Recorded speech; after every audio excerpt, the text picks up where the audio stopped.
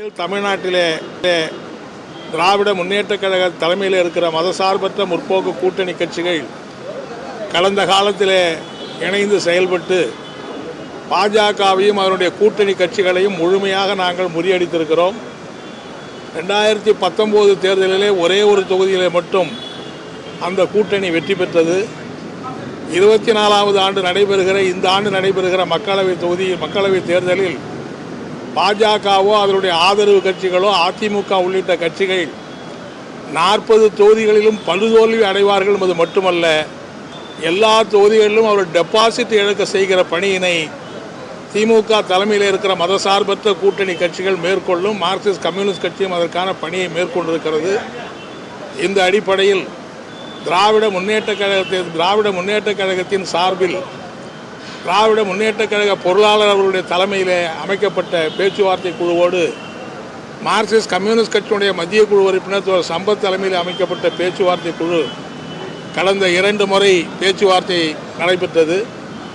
அந்த பேச்சுவார்த்தையில் நாங்கள் பல தொகுதி எண்ணிக்கை அதிகமாக வற்புறுத்தினோம். ஏற்கனவே 2 இடங்களிலே போட்டியிட்டு நாங்கள் வெற்றி பெற்றிருக்க அந்த சூழ்நிலையில் கூடுதலான இடங்களை வேண்டும் என்று கேட்டிருந்தோம். ஆனால் அந்த பேச்சுவார்த்தையில் ஏற்கனவே பல கட்சிகள் இருக்கிற இந்த சூழ்நிலையில் வேறு சில கட்சிகளும் வர வேண்டிய சூழ்நிலையில் இருக்கிற எண்ணிக்கையை அதிகப்படுத்துவதற்கு வாய்ப்பில்லை என்கிற அடிப்படையில் 2 தொகுதிகள் ஒதுக்குவது என்று தீர்மானிக்கப்பட்டு இப்போது அந்த உடன்பாடு ஏற்படுத்தப்பட்டது. நடைபெற உள்ள நாடாளுமன்ற பொதுத் தேர்தலில் திராவிட முன்னேற்றக் கழகமும் மார்க்சிஸ்ட் கம்யூனிஸ்ட் கட்சியும் மற்ற தோழமை கட்சிகளும் இணைந்து போட்டியிடுவது தொடர்பாக இந்த 29/2/24 தொகுதி உடன்பாடுகள் குறித்து திமுக கழகமும் மார்க்சிஸ்ட் கம்யூனிஸ்ட் கட்சியும் கலந்து பேசியதில் திமுக கூட்டணியில் மார்க்சிஸ்ட் கம்யூனிஸ்ட் கட்சி இந்த நாடாளுமன்ற தேர்தலில் 2 தொகுதிகளில் போட்டியிடுவது என தீர்மானிக்கப்பட்டது என்கிற உடன்பாடு எட்டப்பட்டது. இந்த உடன்பாட்டிலே திமுக தலைவரும் தமிழக முதலமைச்சருமான மாண்புமிகு மு க ஸ்டாலின் அவர்களும் மார்க்சிஸ்ட் கம்யூனிஸ்ட் கட்சியின் சார்பில் அவருடைய செயலாளர் இருக்கிற முறையில் நானும் கையெழுத்திட்டிருக்கிறோம். இது அடுத்து பல கட்சிகளோடு இந்த உடன்பாடு ஏற்பட்ட பிறகு எந்தெந்த தொகுதிகள் யாருக்கு என்கிற பங்கீடு பிறகு பேசி முடிப்பது என்று தீர்மானிக்கப்பட்டிருக்கிறது என்பதை நான் தெரிவித்துக் கொள்ள விரும்புகிறேன்.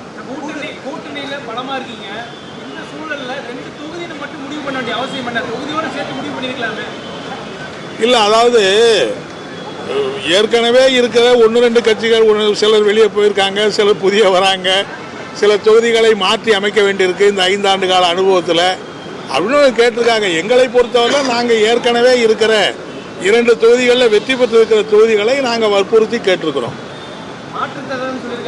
இல்லை, அதை பற்றி இன்னும் பேசவே இல்லை. இப்போ அடுத்த எல்லா கட்சிகளோடும் பேசுகிற போது இதையும் பேசி முடிக்கலாம். ஏன்னா ஒரே தொகுதியை வேறு சில கட்சிகள் கேட்குறாங்க. அப்போது அது சம்மந்தமாக அவங்களோட பேசிக்கிட்டு தானே முடிவு பண்ண முடியும். இல்லை, எல்லா இதர கட்சிகள் வைத்திருக்கிற தொகுதிகளும் கூட பல கட்சிகள் கேட்குறாங்க. அது வேணும் இது வேணும் மாற்றி கேட்குறாங்க. ஸோ அந்த மாதிரி இருக்கிற சூழ்நிலையில் பின்னாடி எல்லார்டையும் கலந்து இதில் ஒன்றும் பெரிய பிரச்சனைகள்லாம் வராது. எங்களை நாங்கள் அது எங்கள் தொகுதிகளை மாற்றுவாங்கிற பிரச்சனை இல்லை. வேறு சில தொகுதிகளை மாற்ற ஒரு சூழ்நிலை இருக்கிறதுனால எல்லாத்தையும் நிறுத்தி வைக்க வேண்டியிருக்கு. அவ்வளோதான்.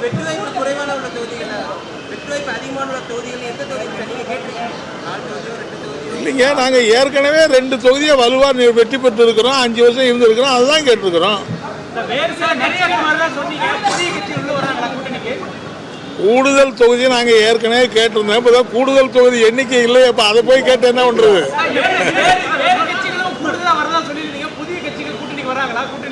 அதான் கமலஹாசன் வருவாருங்கிறாங்க. இப்படி சில பேர் வரதா சொல்லிட்டு இருக்காங்கல்ல. அதனால அதெல்லாம் ஒன்று தான் தெரியும். இல்லைங்க, நாங்கள் ஏற்கனவே நிறையெல்லாம் கேட்கல. ஏற்கனவே இருந்த 2ஓட இன்னொன்று கூடுதலாக கேட்டோம். 3 தொகுதிகள் இந்த வாட்டி வேணும். நாங்கள் கேட்கறது நியாயமாக இருக்கணும்ல. ஏன்னா வேறு பல கட்சியெல்லாம் இருக்குல்ல. நாங்களும் திமுக மட்டும்தான் அதிகமாக கேட்கலாம். பல கட்சிகள் இருக்கிற போது நாங்கள் மட்டும் யாருக்கு எது கொடுத்தாலும் பரவாயில்ல, நாங்கள் மட்டும் 10 தொகுதி கொடுக்கப்போம். எங்களுக்கு இப்போ இந்த 2 தொகுதி ஒதுக்கப்பட்டிருந்தாலும் எங்களை பொறுத்தவரை 40 தொகுதிகளும் எங்கள் தொகுதி என்ற அடிப்படையில் நாங்கள் பணியாற்றுவோங்கிறத தெரிவிச்சுக்கிறோம்.